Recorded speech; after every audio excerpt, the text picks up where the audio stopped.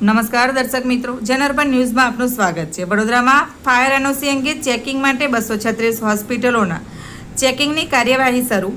હોસ્પિટલોનું list Vadodara મહાનગરપાલિકા દ્વારા તૈયાર કરવામાં આવ્યું। ગુજરાત રાજ્ય અને કેન્દ્ર સરકારની મળેલી ગ્રાન્ટ અંગે પાલિકા મ્યુનિસિપલ કમિશનરની બેઠકમાં ચર્ચા થઈ હતી। આ ઉપરાંત ફાયર એનઓસી અંગે 236 હોસ્પિટલોનું ચેકિંગ અંગે લિસ્ટ તૈયાર કરવામાં આવ્યું છે। રાજ્ય અને કેન્દ્ર સરકાર દ્વારા મળેલી ગ્રાન્ટ અંગે મ્યુનિસિપલ કમિશનર અરુણ મહેશ બાબુના નેજા હેઠળ મળેલી બેઠકમાં ચર્ચા થઈ હતી। 2024-2025ના રાજ્ય સરકારના વિકાસના કામો અંગે પણ સઘન ચર્ચા વિચારણા કરવામાં આવી હતી। ઉપરાંત જે કામો પેન્ડિંગ છે એ બાબતે પણ તાત્કાલિક ધોરણે કાર્યવાહી કરવા જણાવ્યું હતું।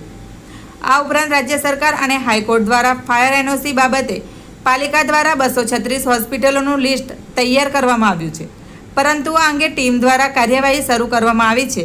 તેમાં રિન્યુઅલ નહીં કરાતા પગલાં લેવાની કાર્યવાહી પણ ચીમકી આપવામાં આવી છે। બ્યુરો રિપોર્ટ, જનઅર્બન ન્યૂઝ। આવા જ નવા સમાચાર જોવા માટે જોડાઈને રહો જનઅર્બન ન્યૂઝ સાથે। અમારી ચેનલને લાઇક કરો, શેર કરો, સબસ્ક્રાઇબ કરો। ધન્યવાદ। જેટલા પણ સિટીની અંદર જે ફાયર એનઓસીઝ લેવાની બાકી છે, આવા સંસ્થાઓની પણ જેટલા પણ રાજ્ય સરકાર તરફથી પણ અને માન્ય હાઈકોર્ટ તરફથી પણ સૂચના આવી છે કે ઝડપી અમે કામગીરી પૂરું કરવાનું છે રિન્યુઅલનું। એ બાબતનું પણ કામગીરી પૂરું ઝડપી કરવા માટે એમને પણ આજે સૂચના આપવામાં આવી છે। યસ, આજે જે ફાયર એનઓસીઝ રિન્યૂ કરવાનું હોસ્પિટલ્સનું જે મેન્ડેટરી છે, એ કોવિડ વખતે પણ અમુક લોકો કોવિડ સેન્ટર તરીકે પણ ખોલ્યા હતા।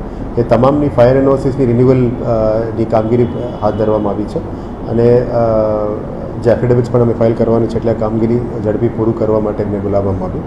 અને જે ફ્રીજના ઓફિસર પણ રાજ્ય સરકાર તરફથી નિમણૂક કરવામાં આવી છે આખા ગુજરાત માટે, એમનું પણ અત્યારે રિવ્યૂ કરવામાં આવ્યું, જેથી કરીને આ કામ લગભગ 10-15 દિવસમાં પૂરું કરવા માટે, વહેલા તકે પૂરું કરવા માટે અમે આજે સૂચના આપી છે।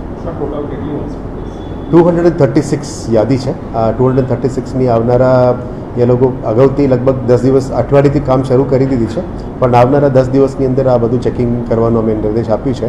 એટલે ફાયરના ટીમ અને રાજ્ય સરકાર તરફથી જે નિમણૂક કરવામાં આવી છે, તમામ લોકો તરફથી ચેકિંગ કરવામાં આવશે અને રિન્યુઅલ પણ કરવામાં આવશે। જેના પાસે પ્રોપર ડોક્યુમેન્ટ્સ નથી અને રિન્યુઅલ પણ નથી, પછી આગળનું પગલાં અમે ફાયર ડિપાર્ટમેન્ટ દ્વારા કરવામાં આવશે। એ તપાસ આપણે ડેપ્ટી કમિશનર અને ફાયર ઇન્ચાર્જ ડેપ્ટી કમિશનરને તપાસ આપી છે, એટલે ગંગાસિંહ સાહેબને આપ પૂછી શકો છો। એ પ્રગતિ હેઠળ છે, થોડું સમય જોશે એમને પણ બધું રિન્યુઅલ અભ્યાસ કરવા માટે, એટલે અત્યારે આ પ્રક્રિયા ચાલુ છે।